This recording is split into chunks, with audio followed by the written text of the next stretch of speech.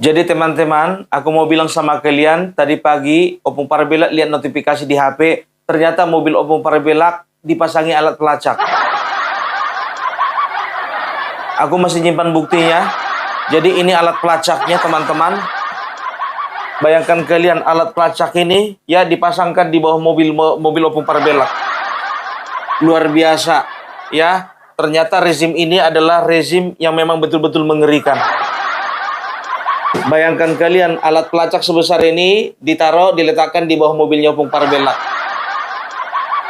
Ya, ternyata Opung Parbelak melihat ada notifikasi di HP Opung Parbelak. Sebetulnya tidak perlu notifikasi, karena ketika ini ada di bawah mobil Opung Parbelak, ya, mobil Opung Parbelak sama sekali nggak bisa jalan, teman-teman.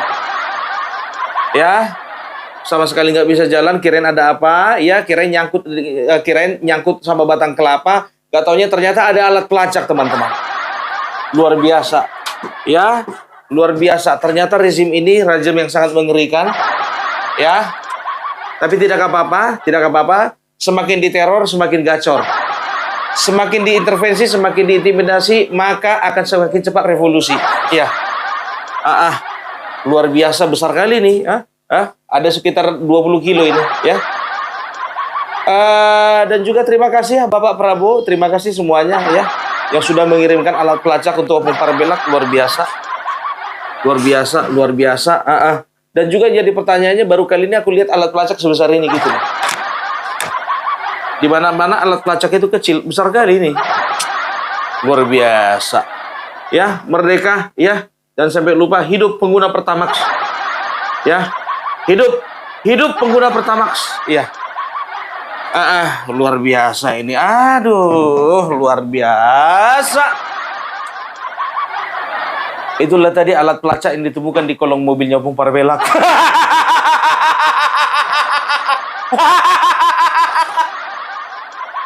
Bayangkan kalian, alat pelacak sebesar ini.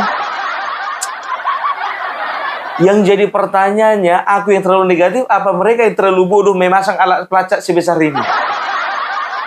Kerja siapa lah ini ya?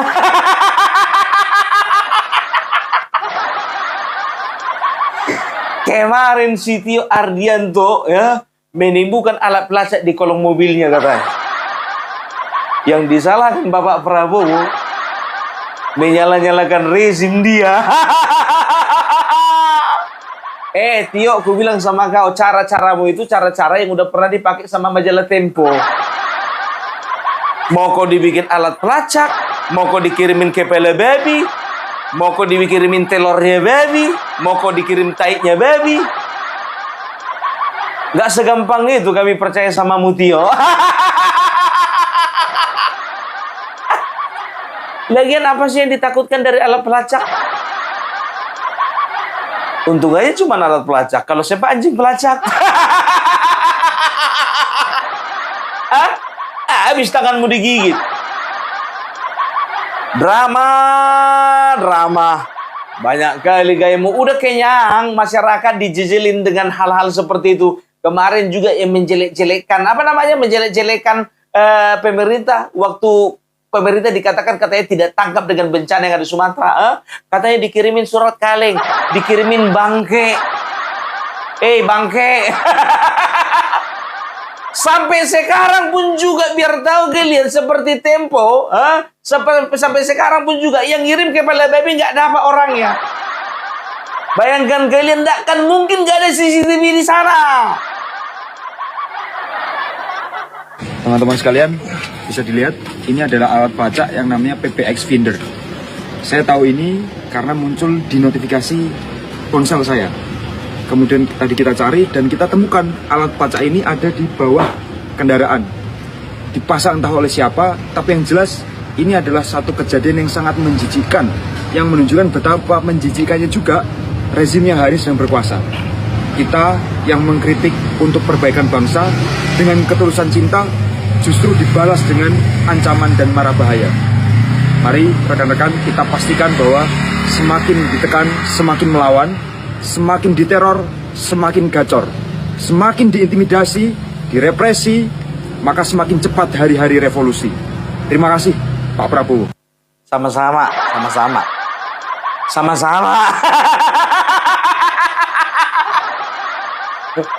Dia bilang ucapkan terima kasih sama Bapak Prabowo. Gue bilang sama-sama mewakili. Mewakili. Waduh, framing seperti ini udah nggak laku. Kalau mau main drama, agak dramatis sedikit. Percuma kau alih filsafat. Kalau alih filsafat ya dengan pelaku seni itu biasanya mendekati itu. Karena apa? Berperan ya dengan kata-kata kan begitu, berperan dengan mimik, berperan dengan ekspresi kan begitu. Harusnya lebih pintar kok daripada Rocky Gerung. Aduh, si Tio ya, tapi terserah kalian mau percaya dengan anak ini atau enggak. Ya, kalau aku sampai sekarang enggak. Ini namanya playing victim. Playing victim biar tahu kalian. Jadi nggak ada yang bisa dipercaya karena apa? Ya, coba bayangkan kalian ya. Dia dapat sendiri, dan masuk notifikasi sendiri, diambil sendiri itu. Ku bilang sama kalian, kalau misalnya aku jadi dia, ya keluar aku dari mobil itu, aku langsung lapor polisi. Karena apa? Nggak tahu gitu alat pelacak atau bahan peledak. Kok bisa dia pastikan itu alat pelacak? Kenapa? Kalau misalnya ya Opung Parbela di posisi dia, aku nggak akan berani megang itu. Aku perlu curigai itu alat pelacak atau bahan peledak atau alat apapun itu. Aku harus lapor polisi, bukan bikin konten. Sama aja kayak si Rismon. Nyawa saya terancam. Beberapa kali saya parkir mobil saya di depan kafe, kaca sebelah kanan di belakang itu dipecahkan. Beberapa hari kemudian kaca sebelah kiri di belakang dipecahkan. Beberapa hari kemudian, itu ban mobil saya yang sebelah kanan paling belakang itu dirobek, ditusuk pakai pisau. Besoknya lagi di sebelah kiri ditusuk lagi pakai pisau. Sekarang begini, kok berhari-hari kena teror mobilmu itu? Emangnya kau nginap di kafe?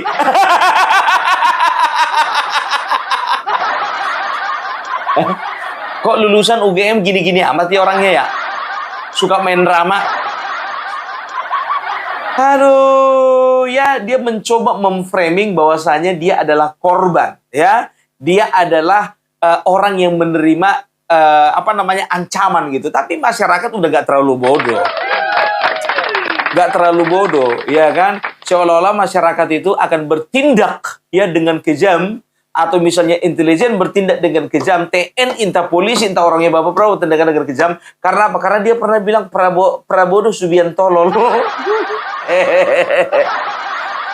Tapi sebelum kita lanjutkan, aku mau cerita dulu sama kalian. Kalian tahu aku punya seekor babi. Ya, jadi babi ini biar tahu kalian semua, babiku ku kasih nama.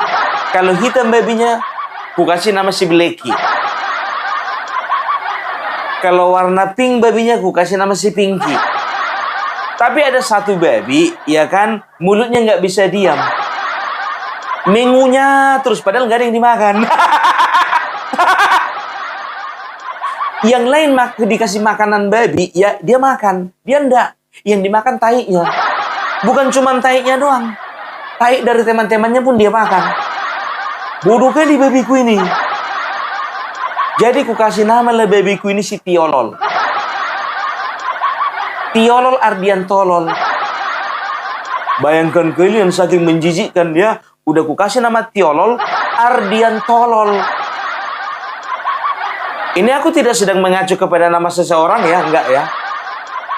Ini aku sedang apa, kalau misalnya di film-film, di sinetron-sinetron itu kan biasa ya gitu kan. Mohon maaf jika ada kesalahan nama.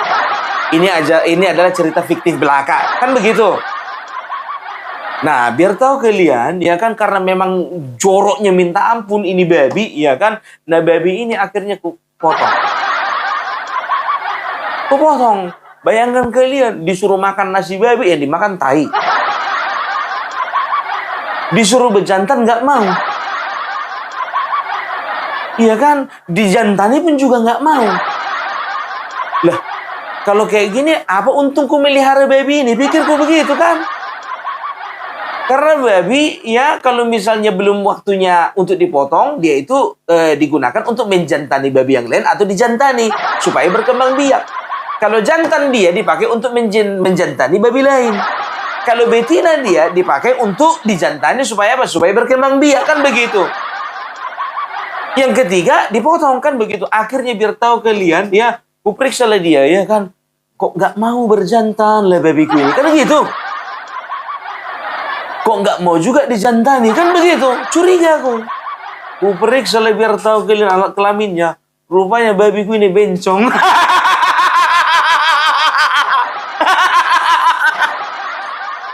Jadi pikirku, karena udah nggak ada lagi gunanya ini hidup, kupotong. Untuk apa? Menjantani nggak mau, dijantani nggak bisa berkembang biak. Iya kan, kerjanya makan, itu pun bukan nasi babi, tahinya dimakan. Ngunyah terus, padahal bukannya ada makanan. Nggak ada gunanya itu buatku kan, makanya kupotong. Itu ya, mohon maaf jika ada kesamaan nama. Ini cuma cerita fiktif belaka. Siapa namanya? Tiolol Ardian Tolol. Itu dia ya. Kalau menyangkut nama kayaknya nggak ada ya. Nah, kembali lagi kita ke babi yang sebentar.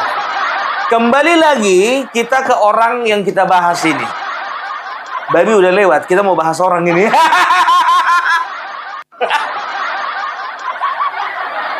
Ya, jadi ya ini orang memang karena mulutnya itu, biar tahu kalian, memancing ya respon dari beberapa tokoh politik ya. Yang pertama itu ya tak lain dan tak bukan adalah Ferdinand Hutahayan.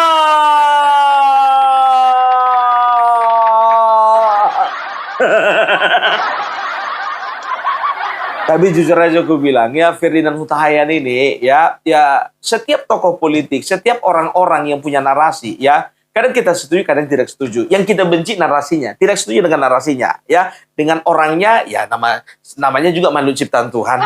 Saling menghargai, saling menghormati, kan begitu? Ya kan? Jadi dia memiliki tanggapan mengenai si Tio Ardianto ini. Kita dengarkan. Coba simak video ini, ada sebuah cerita.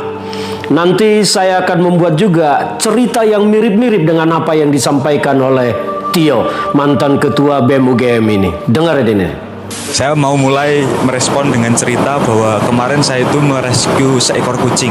Saya lihat ada kucing yang skabies, gemuk sekali badannya, tapi kepalanya itu dihinggapi jamur skabies yang membuat dia jadi nggak bisa melihat. Saya kasih nama kucing itu Prabodo Subiantolol. Nah, saya juga akan membuat sebuah cerita yang sama, cerita fiktif, agak mirip. Kemarin saya merescue seekor anjing buduk. Saya melihat anjing buduk ini mukanya penuh penyakitan, penuh koreng, dan bibirnya bergelantungan banyak belatung.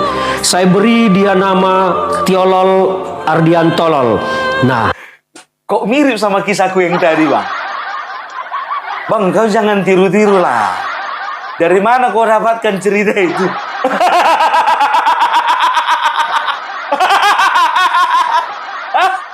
Hah? Tapi beda versi ya, Bang. Abang anjing, aku yang babinya.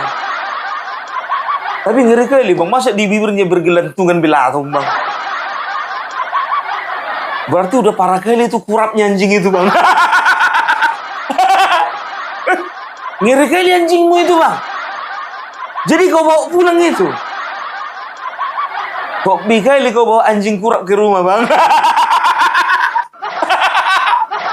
Aduh, lanjut, Bang. tidak ada kesamaan. Kalau ada kebetulan kesamaan nama, itu hanya cerita fiksi saja. Ya. Saya kemudian menyelamatkan anjing buduk ini yang bernama Tio Ardian Tolol ini. Saya melihat dia terus menggonggong terus karena memang kemampuannya hanya menggonggong. Anjing buduk ini sama sekali tidak punya kemampuan menyiapkan makanan. Berarti masih lebih bagus anjing abang. Anjing abang bisa menggonggong. Babiku nggak bisa menggonggong, Bang. Kalau babiku bisa menggonggong, bang, ku bikin dia jaga rumah, bang. Ternyata lebih pemalas lagi memang babiku ini, bang, daripada anjing abang. Anjing abang masih menggonggong loh, bang. Tapi pada intinya opung Parbelak sama-sama binatang. Anjing buduk ini sama sekali tidak punya kemampuan menyiapkan tempat tidurnya, menyiapkan tempat istirahatnya. Nah, itulah si anjing buduk yang saya rescue itu, bernama Tiolol Ardian Tolol. Jadi, ya kira-kira begitulah persamaan cerita yang mau saya sampaikan. Bagaimana pendapat Anda? Cerita ini memang dua-duanya tampak tidak bermoral, tidak beretika. Nah, ini saya mau masuk kepada sebuah bukan cerita fiksi. Saya agak bertanya-tanya ya, apakah memang UGM sekarang kelasnya seperti itu? Ah, itu dia, bang. Itu dia, bang. Rismon UGM, Roy Suryo UGM, Tio juga UGM. Kok bisa gitu ya, bang ya? Aku bertanya-tanya juga, hatiku bertanya-tanya. Ah, udahlah bang, gak sanggup aku memikirkan apa namanya belatungin bergelantungan itu, bang. Menjijikan, bang. Bang, tapi ngomong-ngomong, bang, anjingnya bang sama babiku itu kok namanya bisa sama-sama Tiolol? Nama lengkapnya Ardian Tolol. Bang, coba dulu bang, kita periksa dulu, entah mereka satu kakak.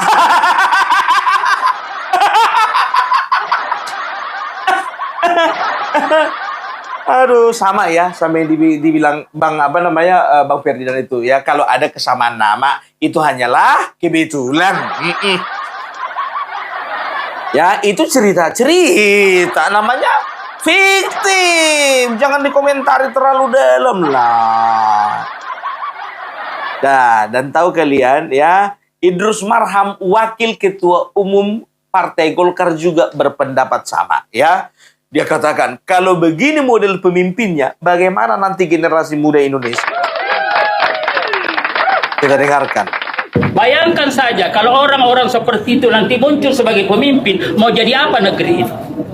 Kehebatannya ada pada bentuk tangan atau pada prestasi terhadap negara? Iya, betul. Mestinya kan dia bangga ketika ditepukin tangan karena ada prestasinya, betul. Bukan karena memaki-maki orang. Betul. Ada taat azas, ada ideologi, ada niat. Yang ngetawain itu Isla Barawi. Mahfud MD bilang katanya dia itu anak yang sopan. Mahfud MD gimana? Masih mau ngundang dia? Kalau mau jabatanmu atau karirmu selamat, jangan undang dia lagi ya. Kau dapat kerjaan dari Bapak Prabowo, tapi kau undang orang yang memaki-maki Bapak Prabowo. Habis nanti karirmu. Yang mengikat kita, ada etika-etika kebangsaan yang kita.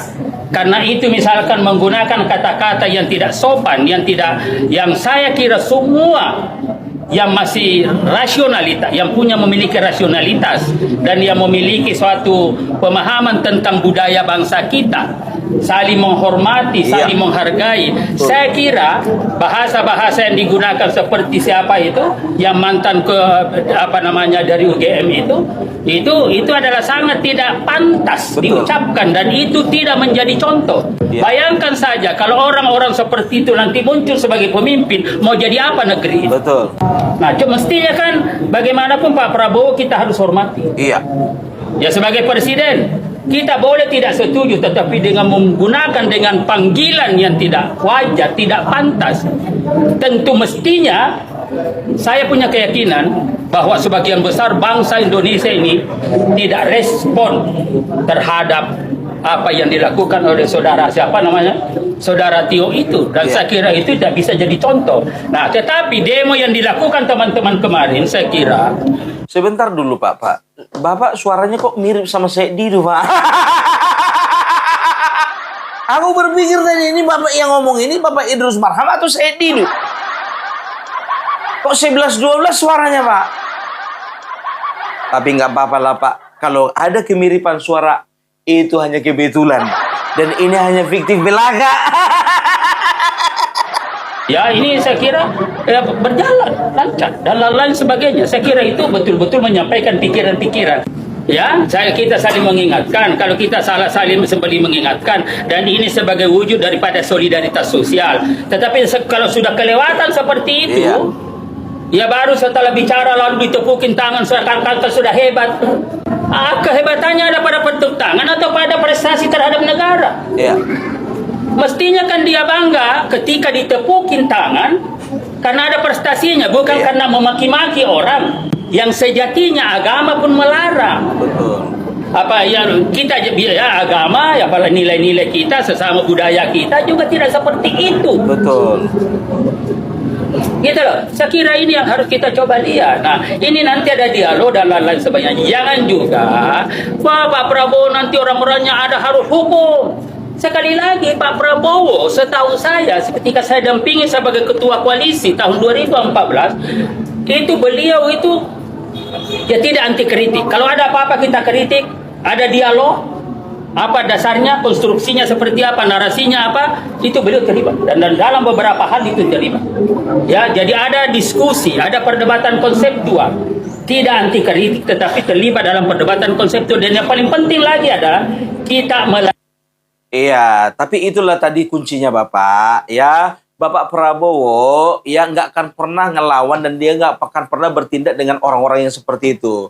Model Isla Barawi, Saiful Muzani, setelah itu siapa namanya Sitio, nggak mungkin. Ya nggak, Bapak Prabowo nggak akan berbuat apa-apa karena satu kuncinya Pak, ya. Karena Bapak Prabowo itu ya kebetulan dia sayang sama binatang. Ya. Intinya di situ, kuncinya di situ. Kenapa Bapak Prabowo diam saja? Karena dia sampai sekarang masih sayang binatang.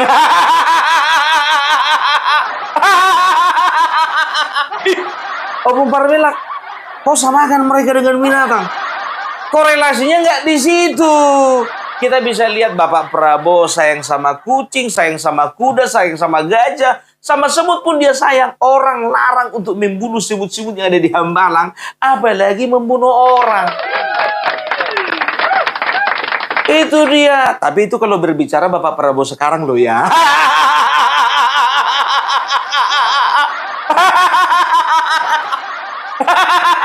Lah, berbicara kenyataan dong. Ya, jangankan orang, hewan aja dia sayang. Apalagi orang itu korelasinya. Aku tidak sedang menyamakan mereka dengan binatang. Enggak. Jadi apapun dikatakan mereka, ya Bapak Prabowo diam saja. Karena apa? Bapak Prabowo masih sangat sayang dengan binatang.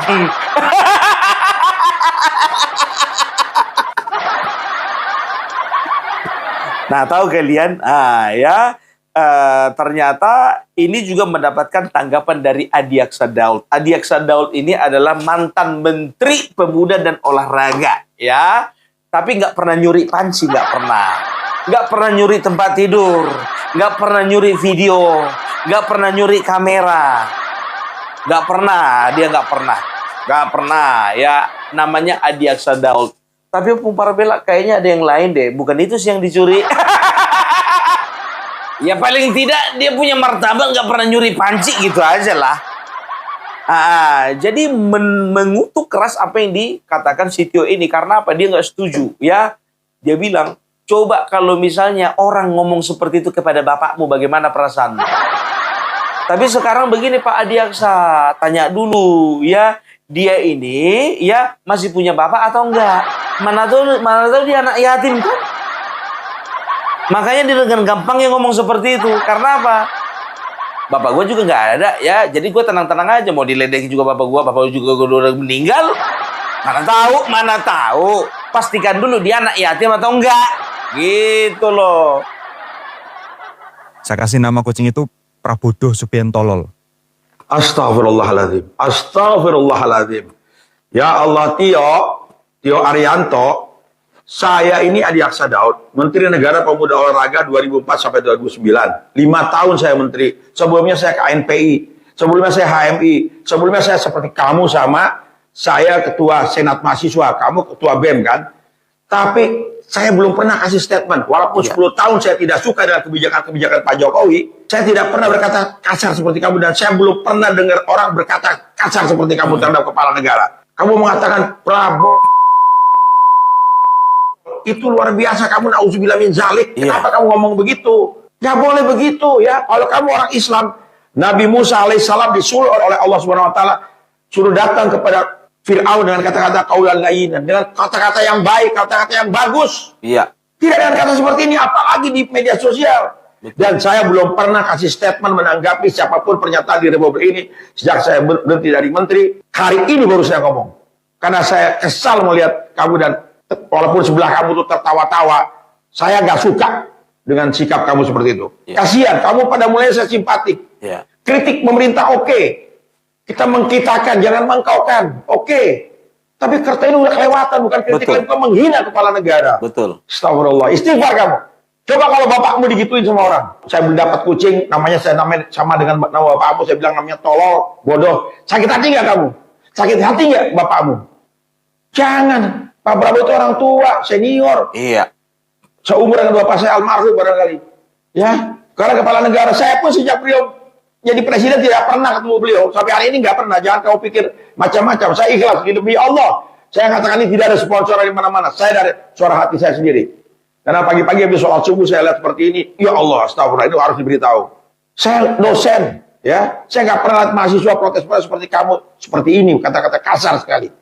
Jangan jumawa kamu, Tio. Kasihan kamu masih muda. Ya, istighfar. Istighfar ya. Jangan ulangi lagi kata seperti itu. Seperti yang ku bilang tadi, Pak, pastikan dulu dia anak yatim atau enggak. Bapak kalau ngasih percontohan, kalau bikin perumpamaan, periksa dulu dia anak yatim atau enggak. Mana tahu lo ya, mana tahu dia anak yatim, jadi dia nggak punya beban ngomong seperti itu, Pak. Kasih tahu sama bapak, bapak gua udah nggak ada lagi.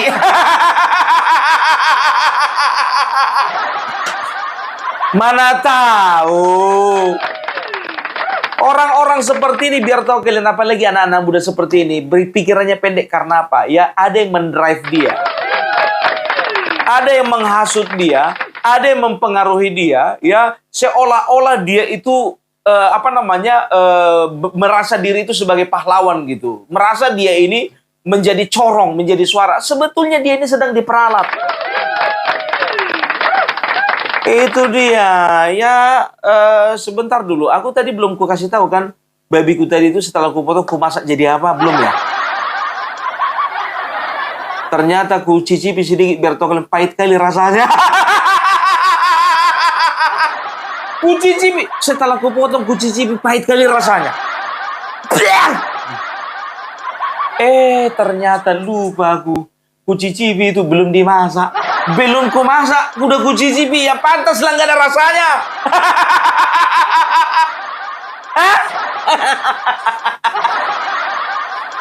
Aduh. Itu prabodo sepian tolol. Kowen wis dipungut. Cukup bagus. Kamu itu kalau udah diadop, Anjingnya dikasih celana. makan jangan sok tahu. Bersyukur. Jangan Dikasih celana, kasih baju lah. Lagi presiden. Jangan malu. Deh, sana pergi. Bilangin sama yang adopmu, yang bayarmu. Jangan ngurusi pemerintah, yo. Wis.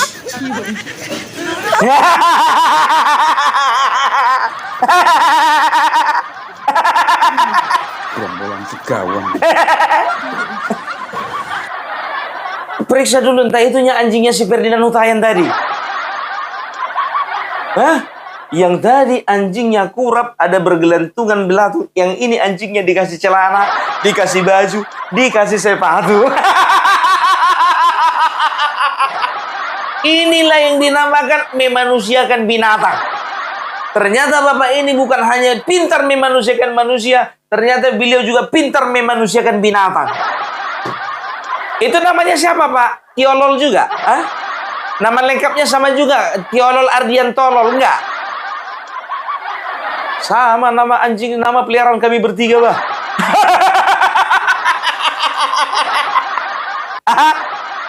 Ingat ya, kalau ada kesamaan nama, ini hanyalah kebetulan dan ini hanya fiktif belaka. Aduh, ya. Jadi bukannya bilang apa, ya. Jadi kalau bisa dikatakan ya tindakan-tindakan seperti ini sebetulnya tindakan-tindakan yang memang sudah di luar nalar, di luar moral ya, sebetulnya sudah tindakan yang tidak beradab gitu loh. Karena apa? Ya, seolah-olah menyamakan orang tersebut dengan binatang. Kan begitu ya. Coba bayangkan kalian ya. Sedangkan si Rocky Gerung aja mengatakan bajingan tolol ya. Bapak Prabowo dikatakan bajingan tolol kemarin Presiden ke-08 ya. Itu kita itu sudah sakit hati gitu. Apalagi ini disamakan dengan binatang. Walaupun dia ngomong begitu, tapi kita udah tahu maksud dan tujuannya begitu ya. Tapi kalau Opung Parbelak enggak. Aku enggak tujuannya ke siapa-siapa enggak. Tiolol Ardian Tolol itu tadi memang itu nama babiku. Ya enggak tahu tak kenapa tertarik aja gue kasih nama babi itu. Aduh. Jadi kalau misalnya ya punya keresahan, punya kekhawatiran, punya unek-unek, tolong disampaikan di berbagai forum, diskusi kah itu, podcast kah itu, bikin buku kah itu, atau banyak cara yang lain. Kan begitu. Nah, biar tahu kalian ya, Bapak Prabowo dibilangnya Firaun. Ini siapa yang ngajarin ini? Ini ngajarin si Butet lagi nih. Siapa sih yang bilang Bapak Joko Widodo Firaun kemarin itu? Hah? Karena ada kemarin itu tokoh Cak Nun. Yang bilang Bapak Joko Widodo Firaun. Nah ini orang ikut-ikutan bilang Bapak Prabowo Firaun. Dia bilang katanya apa? Coba kalian lihat Prabowo Gibran baru 2 tahun menjabat. Sudah diminta turun oleh ribuan orang. Bahkan jutaan orang. Dari mana datanya? Woi, datanya dari mana? Kayak gini lah kalau kebanyakan ngisap Ajinomoto.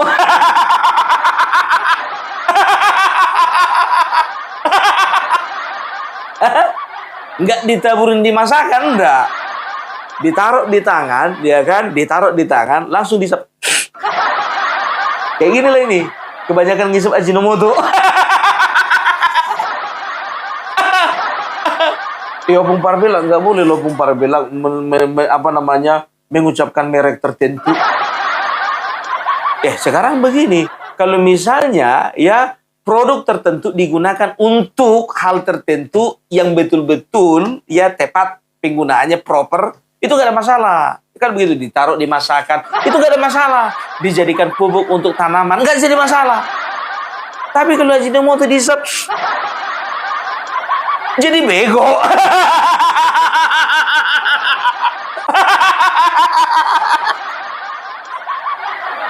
Aku lagi mikir, apakah babyku itu bego gara-gara kebanyakan Ajinomoto juga?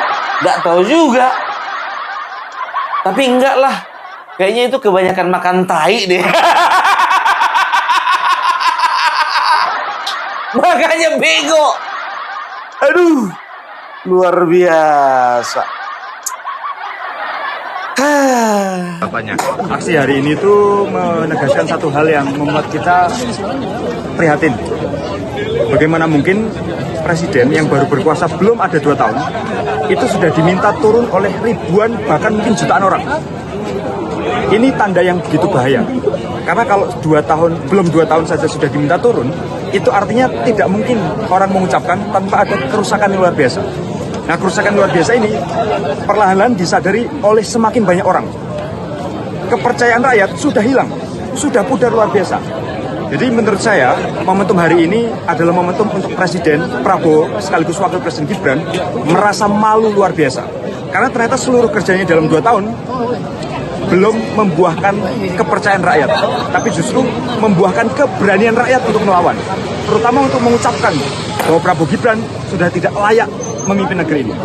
Apa yang harus dilakukan Prabowo Gibran, Mas Tio? Kita semua sebenarnya fair. Sampai pada tuntutan bahwa Prabowo Gibran harus mundur, kita itu sudah mengucapkan terlalu banyak hal. Kita sudah mengucapkan bahwa Undang-Undang TNI itu tidak layak untuk disahkan. Kita sudah ucapkan bahwa MBG itu adalah maling berkedok gizi. Tapi yang selalu jadi respon dari istana apa? Kita anti asing, kita mahasewa, kita orang-orang yang dibayar oleh asing untuk supaya ngacaukan negara. Sikap tertutup ini, penolakan terhadap kritik ini, tidak lain tidak bukan sebenarnya adalah usaha untuk membangun liang lahat bagi kekuasaan Prabowo Gibran. Jadi apa yang harus dilakukan Prabowo Gibran? Saya kira masih ada waktu untuk bertaubat sebelum dia akan ditenggelamkan oleh musa-musa yang hari ini berkumpul. Apa yang menyamakan Prabowo dengan Fir'aun? Fir'aun itu membunuh setiap anak-anak laki-laki yang mengancam kekuasaannya. Prabowo Gibran membunuh anak-anak Indonesia dengan cara membodohi mereka sambil mengencangkan perut-perutnya.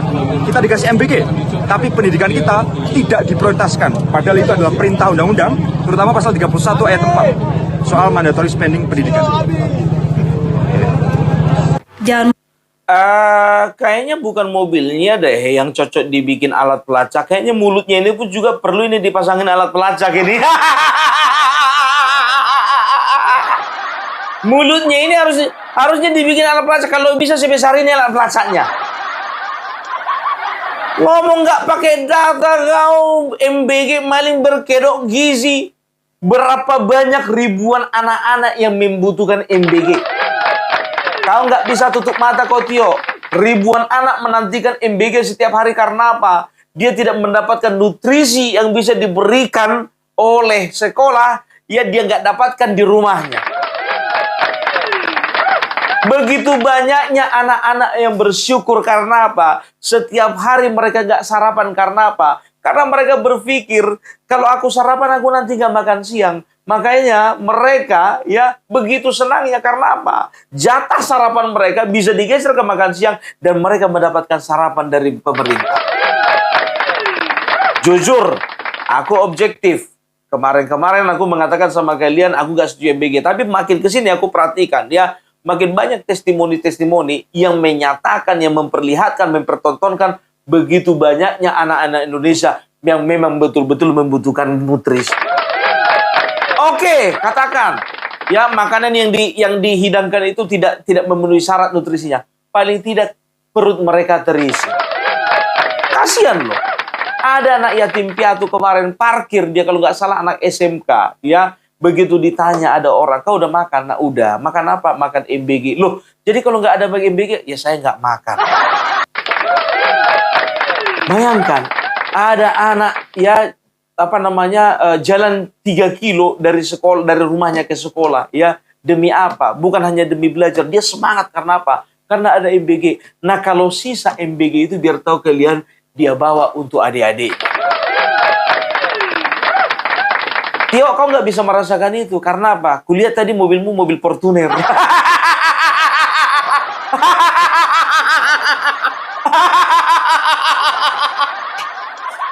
Mobilmu mobil Fortuner, Tio. Nggak bisa kau merasakan itu, Tio. Nggak bisa kau rasakan itu. Kan begitu kan? Nah, coba bayangkan kalian. Dia baru tamat, dia udah Fortuner mobilnya. Uang dari mana?